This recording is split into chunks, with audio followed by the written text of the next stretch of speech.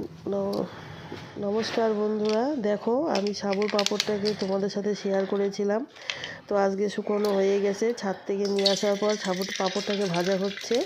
দেখো কত সুন্দর ফুলছে, খুব ভালো টেস্টি টেস্টি হয়েছিল খেতে। আর ভাজার পর খাওয়া দাওয়া করলাম, সেই টেস্ট হয়েছিল। তো বন্ধুরা, এই ছিল ছোট্ট একটা আমার ভিডিও। তোমাদের কেমন লাগলো শেয়ার করে দিও। Bye bye, tata.